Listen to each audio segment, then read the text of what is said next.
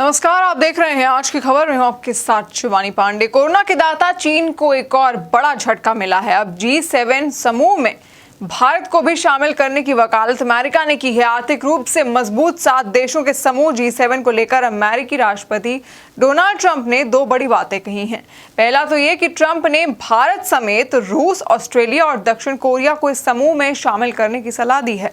दूसरा, ट्रंप ने G7 देशों की बैठक सितंबर तक टालने का ऐलान किया है। पहले ये बैठक 10 से 12 जून के बीच होनी थी, लेकिन कोरोना को देखते हुए बैठक को टाल दिया गया है।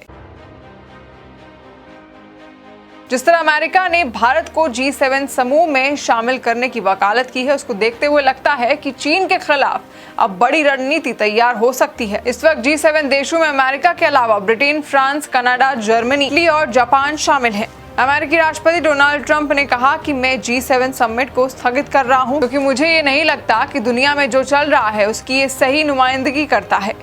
ये देशों का बहुत ही पुराना समूह हो गया है। इसमें भारत, रूस, दक्षिण कोरिया और ऑस्ट्रेलिया को भी होना चाहिए। अपने इस बयान में भी दुनिया में जो चल रहा है ये कहकर अमेरिकी राष्ट्रपति चीन को कोरोना को लेकर यहाँ पर भी घसीटने की पूरी कोशिश करते दिखे। इसके साथ ही उन्होंने भारत समेत रूस, दक्षिण कोरिया और ऑस्ट्रेलिया को भी G7 में शामिल करने की वकालत की है। G7 दुनिया के 7 विकसित देशों का एलीट क्लब है जो विश्व की अर्थव्यवस्था की दिशा तय करती है। इन देशों का दुनिया की 40% GDP पर कब्जा है। 70 के दशक में कई देशों को आर्थिक समस्याओं का सामना करना पड़ रहा था। पहला तेल संकट और दूसरा फिक्स्ड करेंसी एक्सचेंज रेट्स के सिस्टम का ब्रेकडाउन।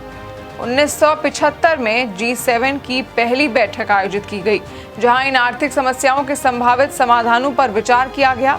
सदस्य देशों ने अंतर्राष्ट्रीय आर्थिक नीति पर समझौता किया और वैश्विक आर्थिक मंदी से निपटने के लिए समाधान निकाले।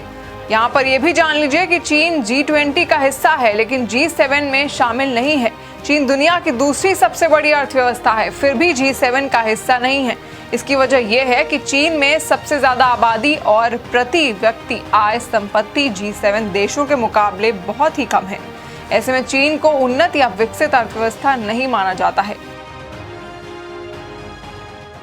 तो अमेरिकी राष्ट्रपति डोनाल्ड ट्रंप ने सितंबर तक G7 समिट को टालने की घोषणा कर दी है और इसी के साथ भारत समेत कई अन्य देशों को G7 में शामिल करने की वकालत भी की है।